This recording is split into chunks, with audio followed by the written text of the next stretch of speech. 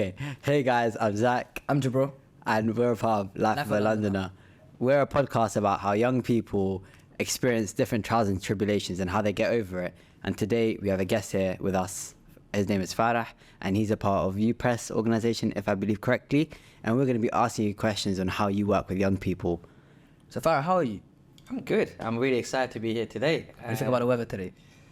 Terrible. Typical English weather. Oh, it was raining really bad today. You know, I have a theory, yeah? The more it rains, like, the traffic just becomes worse for some reason. Yes.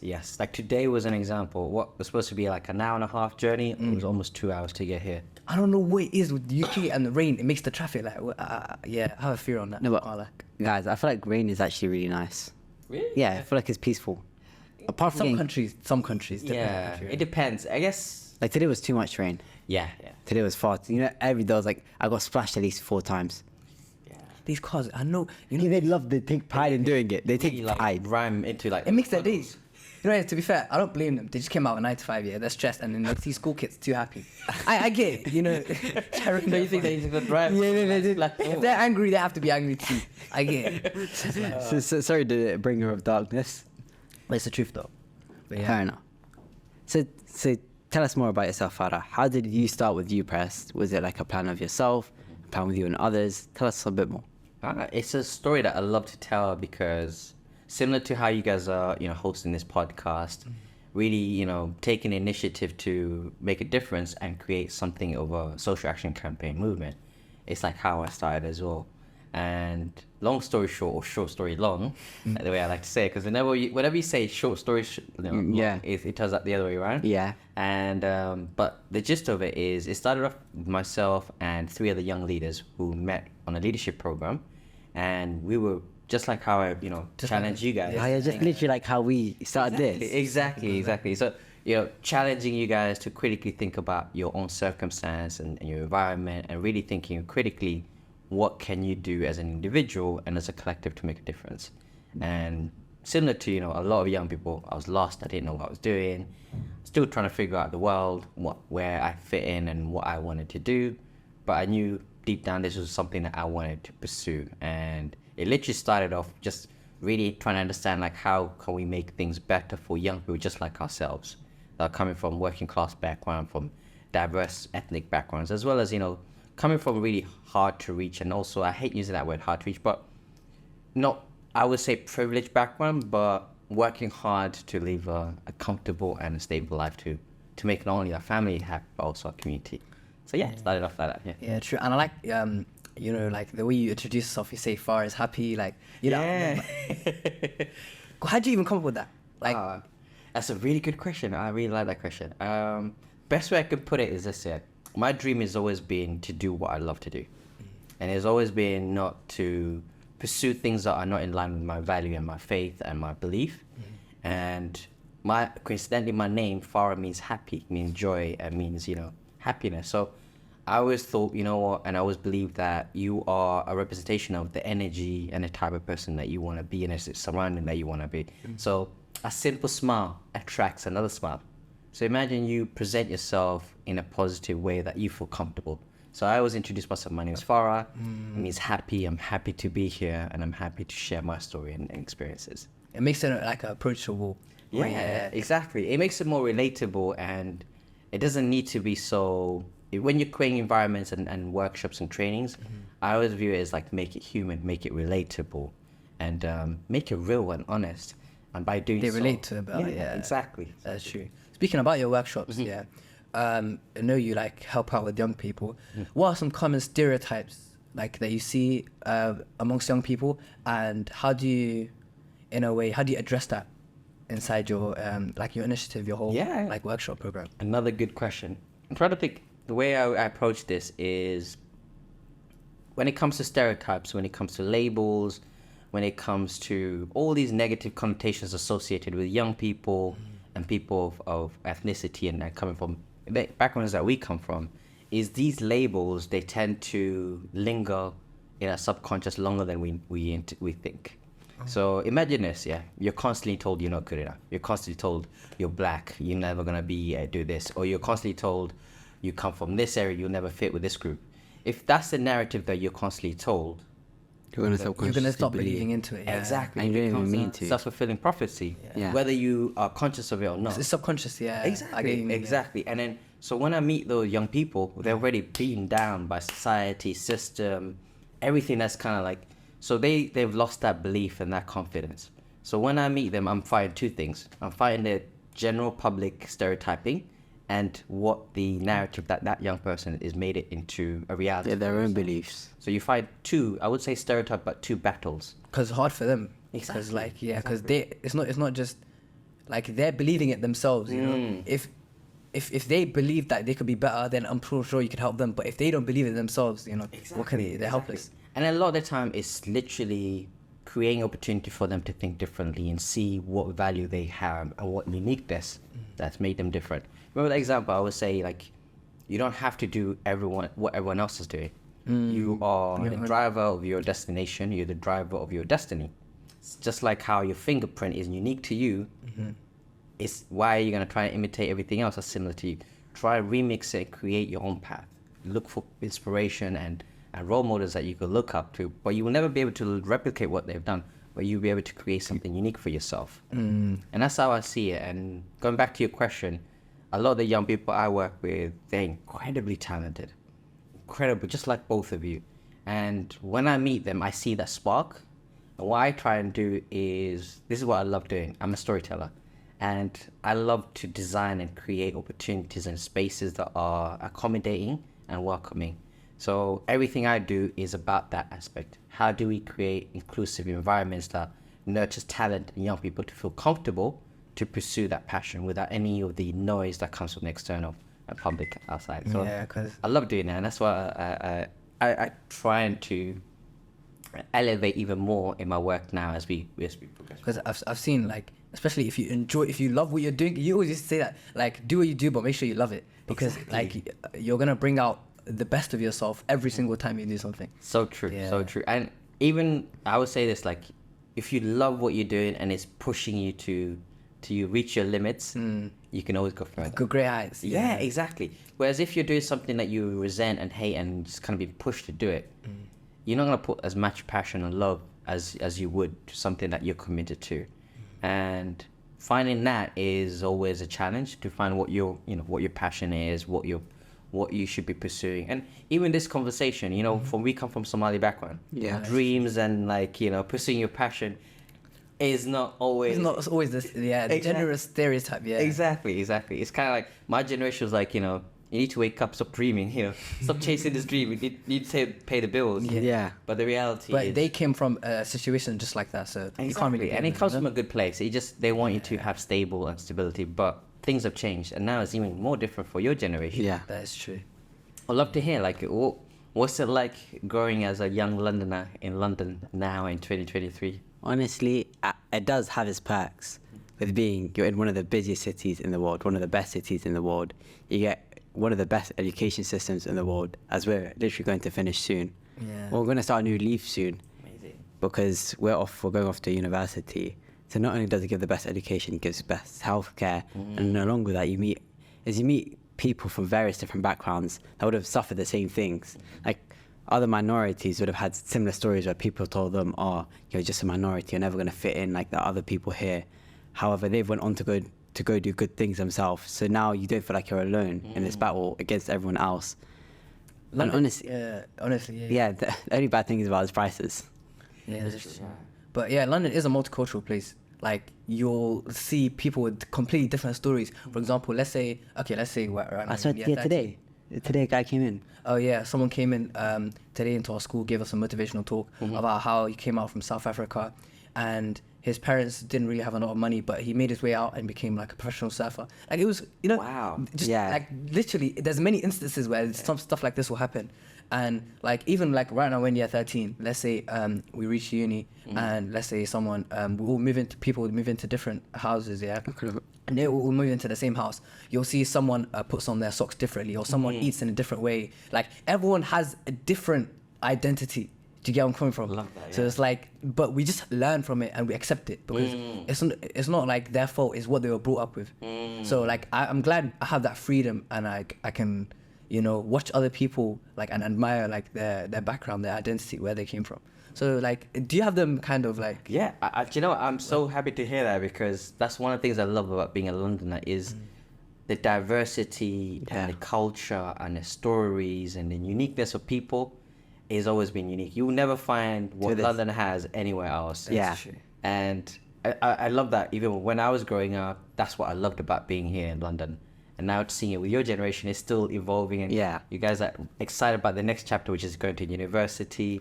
And then meeting more people there who will come back from different backgrounds, maybe even come from overseas to do their studies here. Exactly. So like, it just opens up like your perspective on life, because then you're more understanding of everyone's flaws and imperfections, because you understand, oh, they came from here, so they do things differently. I can't judge them. I came from this place, I'm going to do this differently, and they're not going to judge me. So you feel more open and free compared to if you're 20 years in the past or 30 years in the past.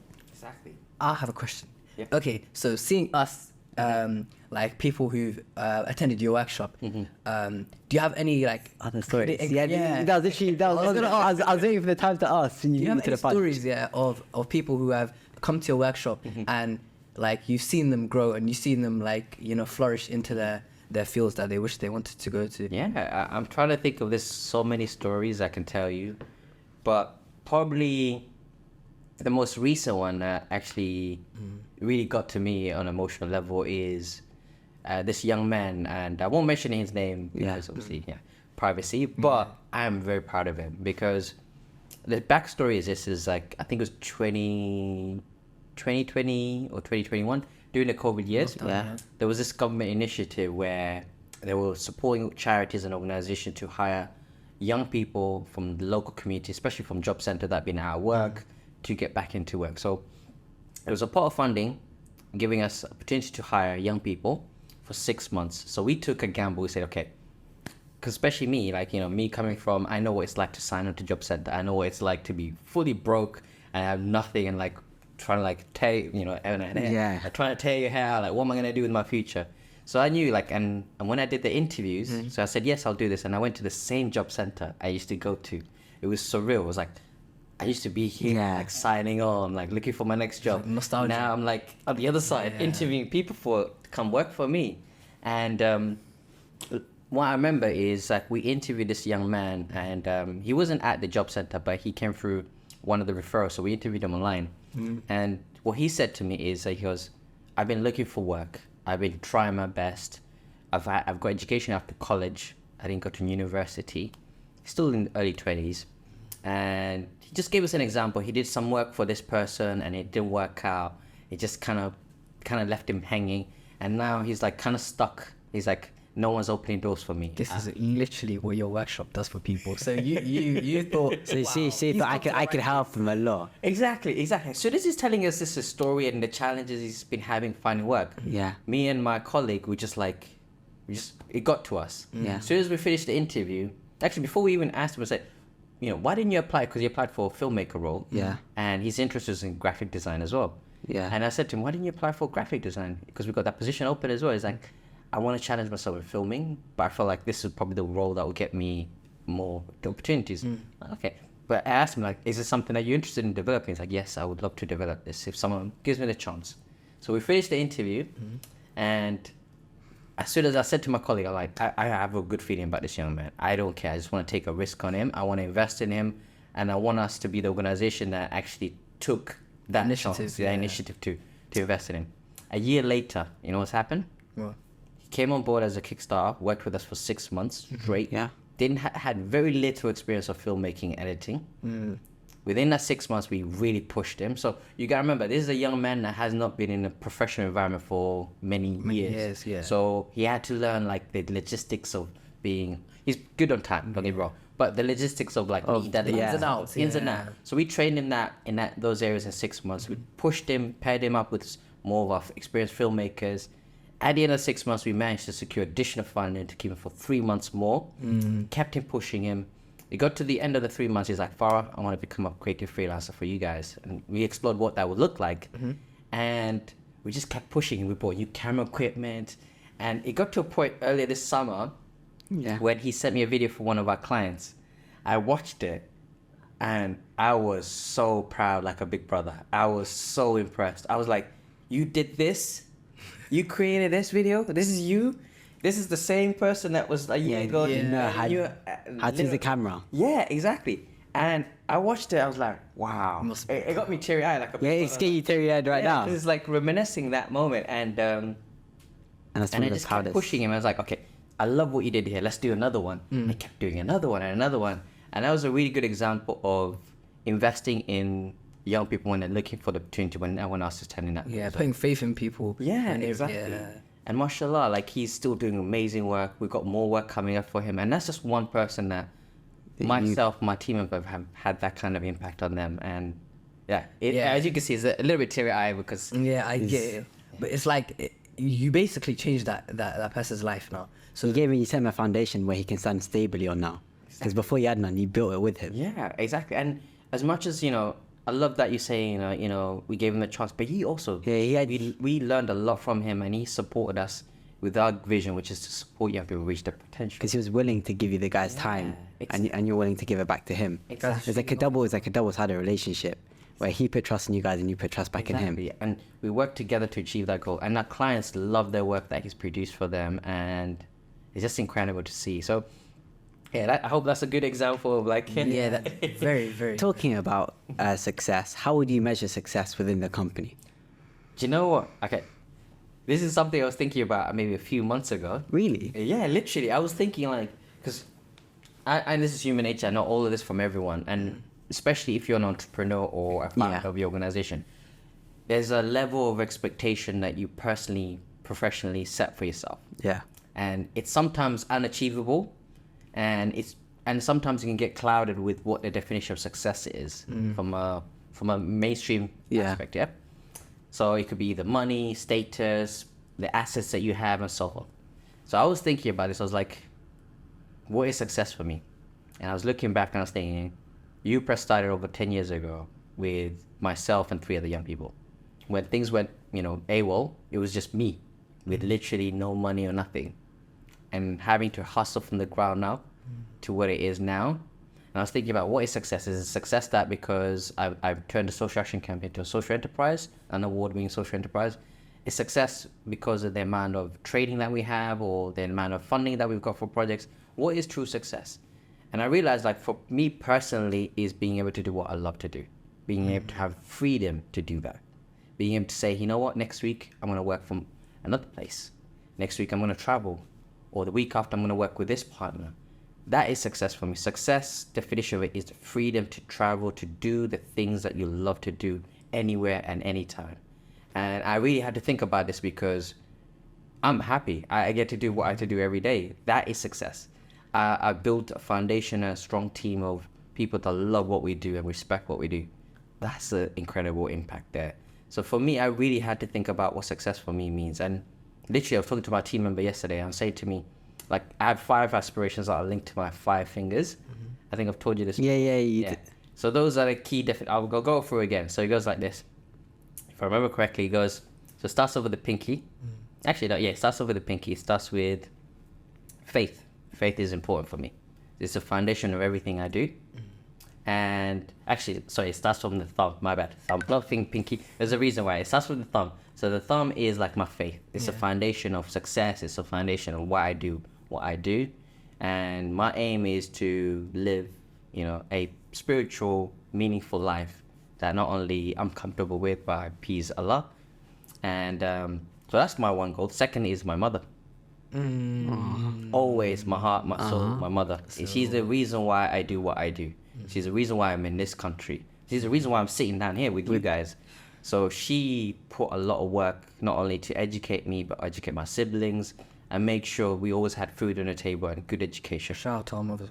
Exactly. They are heroes. They sacrifice so much. They sacrifice their own well-being for us. Exactly. So, and we never get to see that when we're young. Yeah. Once you get older, you kind of realize it, because then you realize, for the past 15 years, I've been taking this for granted, but my mother's been outside in the cold, working long hours to put food on our plates for us. Exactly. And we're so blind. At that time, we're young. We're playing video games. We're watching games. Whatever. And when she got called your name, you're like, I have to go downstairs. Yeah, and then exactly. when you get older, you're like, I want to see her. I want to be with her. I want to hug her again. simple things like, come help me with the shopping. Yeah. I want to play this video game. Yeah. I don't want to do that. And then- come wash the dishes. You're like, And then now when she asks you, come running to her, saying, "Oh, do you need help?" In fact, I'll do it. You go sit down. exactly, and that's the thing. So I realized like that is important for me to make sure she's stable, she's happy, she's comfortable. And alhamdulillah, one of the proudest thing I did is, soon as I was making enough money to cover my expenses and everything, you know what first thing I did?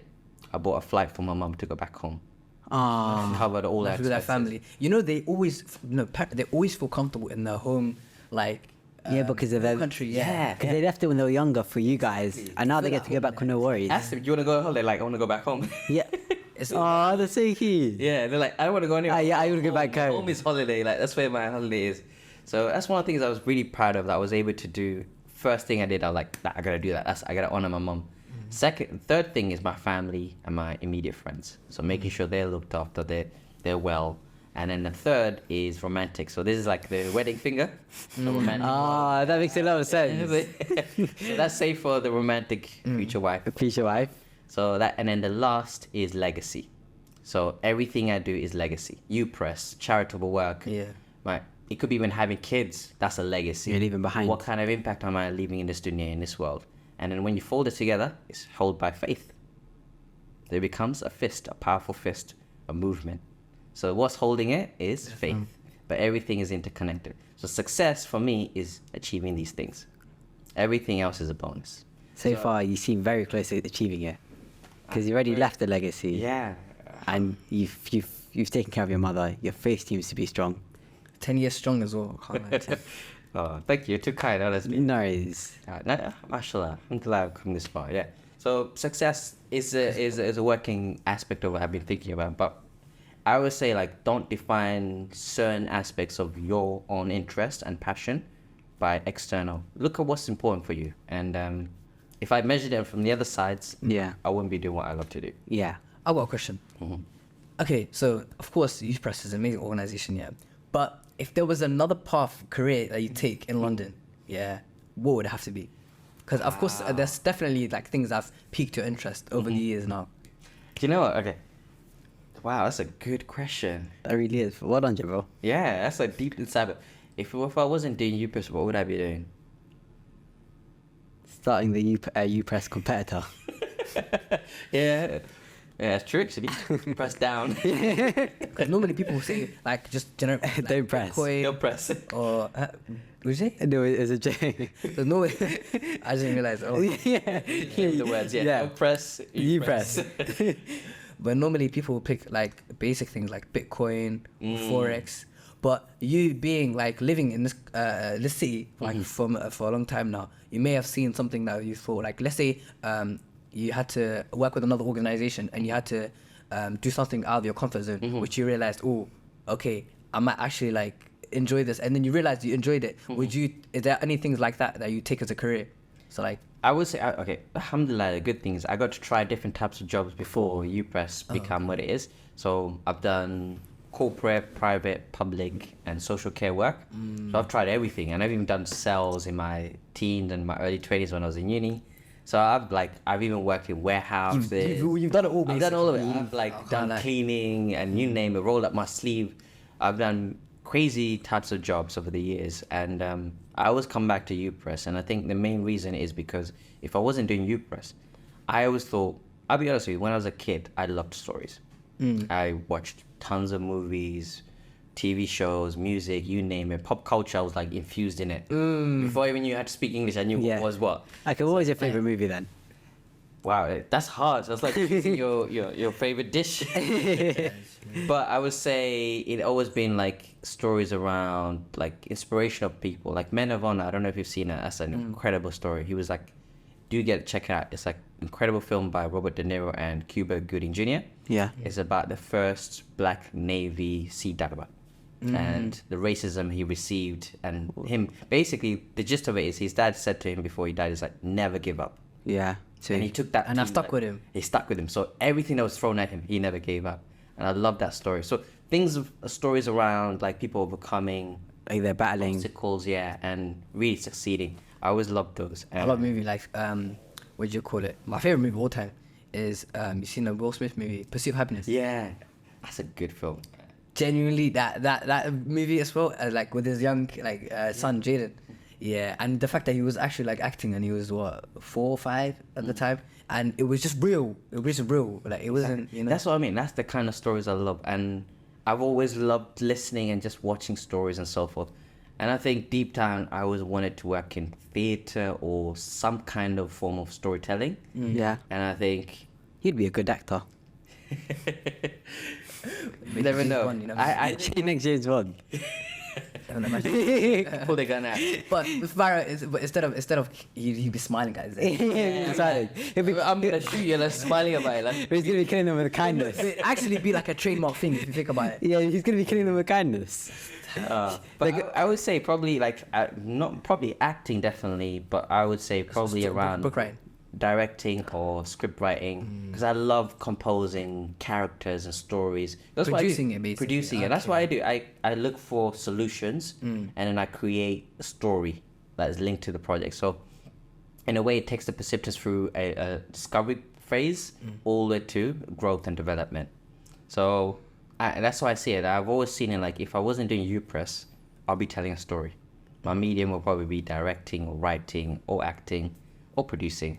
And I think I always wanted to go in that area. And I think part of me didn't venture into that because I think I felt more into you. More inclined. To, Yeah. And the beautiful thing is I got to direct a theatre. Well, not direct. I got part of, years ago, I did my first theatre production with a theatre company. And I got to experience that. And I got to see how everything... So basically, you lived both careers. So you basically had your fun of it. Basically. Yeah, he got to do it. Yeah, that's true. Yeah. You felt accomplished, yeah? No, not yet. But Not yet. Not yet. You should- But I feel content and happy. If that's that's something I feel really happy about. One thing I would say is, as much as I love about my work, something I'm trying to learn to is not burn out. Because when you love what you do, you could run forever. You feel like you could run forever. Yeah. But you get to a point where you're really exhausted, and you just have to know when to say, you know what, time for me to take a little breather.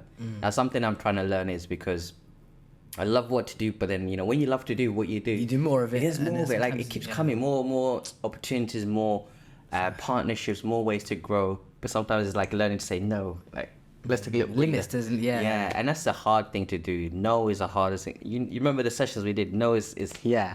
Yeah. and that's something as a leader I'm trying to learn do. Like next week I'm taking a week break. What is that? Just shutting off and just like We resting. all need that, like a little cleansing, you know, from Yeah, social media and everything. exactly. Speaking of social media, okay, so you've been doing this for a long time. You've seen how social media's evolved. How do you feel like that's affected young people with their, like, you know, the grit that they come with when they want to like achieve something? How do you feel like social media has either helped them or like affected them negatively? I would say it's done both, and it depends on the individuals that are using the social media accounts and like depending which ones. But from what we've seen from the projects that we deliver, there's this aspect of the narrative that's been painted on social media and what's in reality. The sad thing is what you see is the end product. You don't see the work, the effort, the time, and so Because forth. just edited. Right? Exactly. It looks so polished. It looks easy. So anyone thinks I can become X, Y, Z overnight, but they don't realize it takes time and effort and so forth.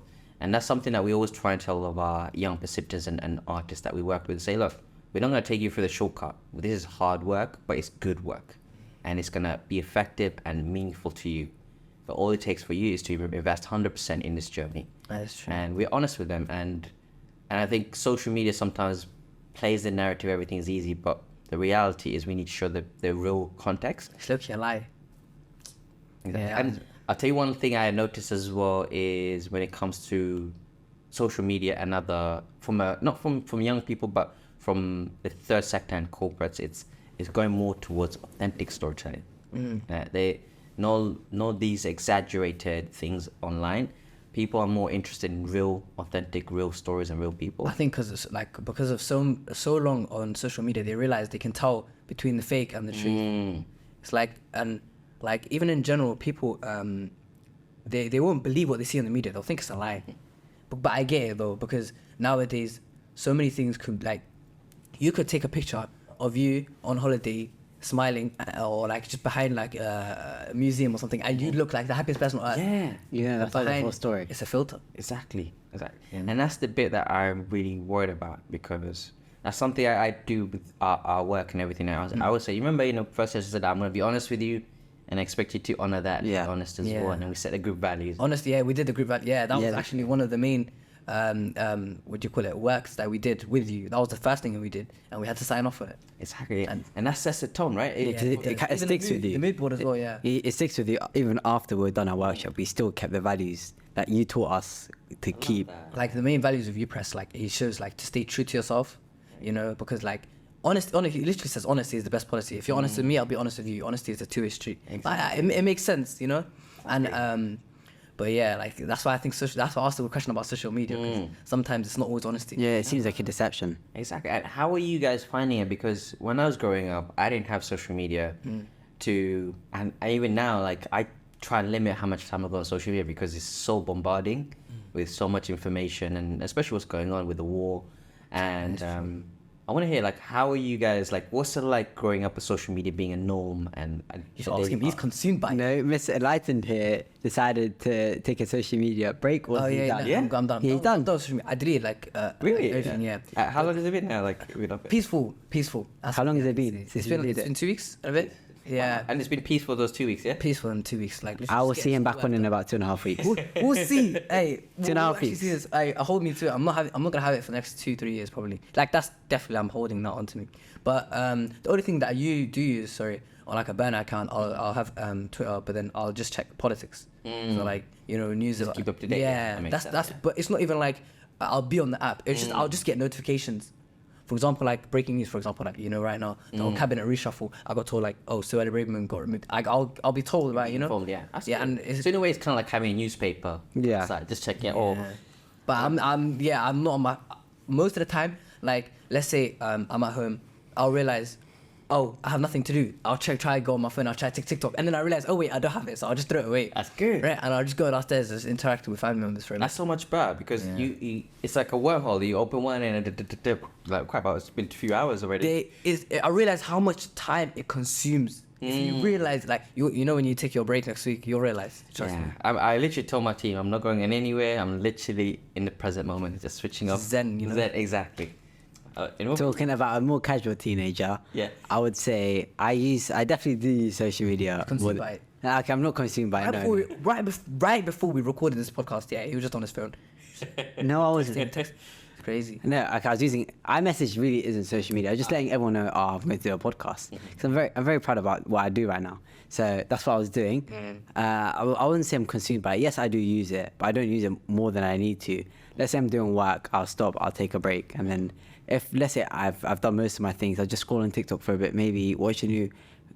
Especially okay, I only use TikTok to scroll, which sometimes it does go a bit off limit. But when I realize, I've been on here for 45 minutes when I only said 30, then I get back off it, and then I do an extra 15 minutes of work. That's the thing. I can't, like me. I'll look at it, I'll see the tabs go overboard, but I'll just be lazy. So I'll just keep scrolling. The only issue is when I see the tabs going overboard, I wait for it to be rounded up to a number. Like let's say if I realize it's at like 32, I wait till it's 35 or 40 until I go back to work. And then it's just one of the pet. You just add, that's me with sleep. It's like, pet. One day waking up. It's just my pet peeves because it just feels weird getting off at. So I have to wait for like a M5 interval, and then I go back to do my work because it just makes it easier to stay track on my work. What about you? Do you feel like you're consumed by social media sometimes?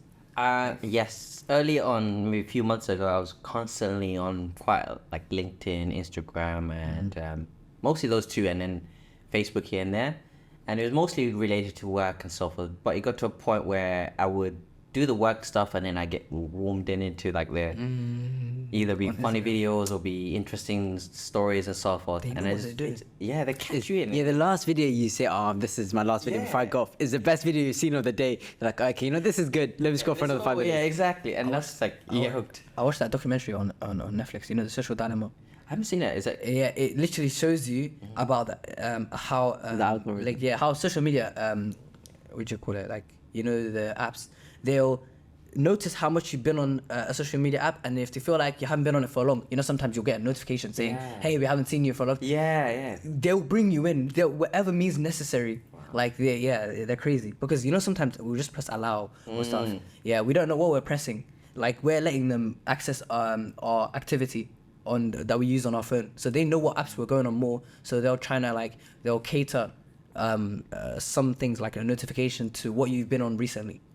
Yeah, So, yeah. you know, you know why all your like, you know when you get alerts on social media, you know why they're all red? Because the color red produces a bit of dopamine in the brain. So when you see the red, you're like, oh my God, I need to go check it. And then when you go check it, yeah, you do. And then you get stuck in a loop, and that's how they get you stuck in the loop. It's like a like or something. Yeah, literally, yeah. You took a couple weeks. Yeah. Thank like, God. no, it's a good thing you told me that as well. Like I didn't know that. Yeah, well, that's why you realize on Instagram when you get a like, you know when you post, Yeah. all the likes are red in the top right. Yeah. And the messages are red. On TikTok, when you get notifications, they're red. And on Snapchat, they're red. So literally everything you notice, the notification for it is always going to be red because it produces dopamine, and then you're like, oh my God, I want to do this again. So then you wanna post check, again, or- and then you stay on the app for longer than you're meant to.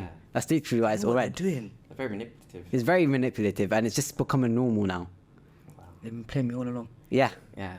This is the battlefield that you guys are fighting as teenagers. Yeah. Like, I got a question for you guys. How are you finding it in terms of your mental health? Like with Okay, it doesn't, because I know social media is all a lie. So I don't, like before I like, oh, that's cool, I really want it. And I'd be like, oh, I'm sad I can't have it because I've always like wanted it. But then when I realized that, oh, all this stuff is a lie, the life that these people live on social media is probably the complete opposite to what we're seeing ourselves. So the when I stood back and distanced myself from social media, and I like realized reality and social media are two very different things.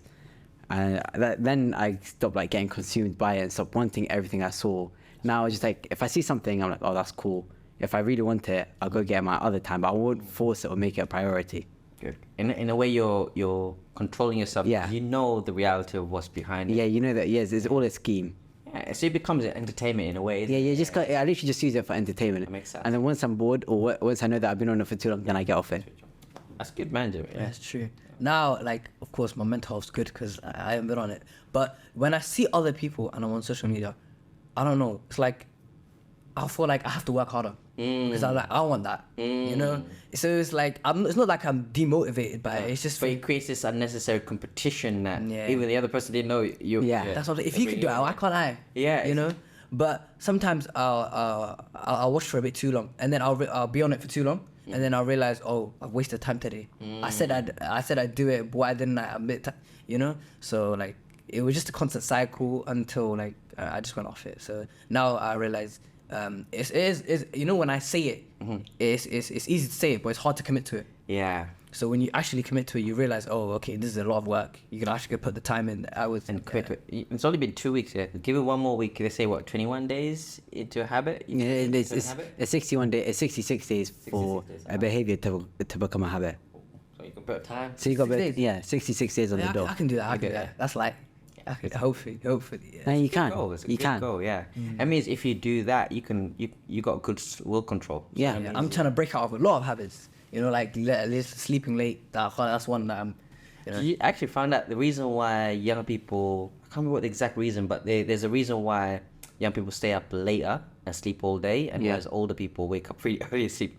And I think it's part of your hormones and growing. I can't remember exact science for it, but there's a reason why. Because I always used to wonder when I was Yeah. young, I was like, why do I feel like I can stay up all night, but I want to sleep all day? Because you know the brain activity only starts to rise at like 10 a.m.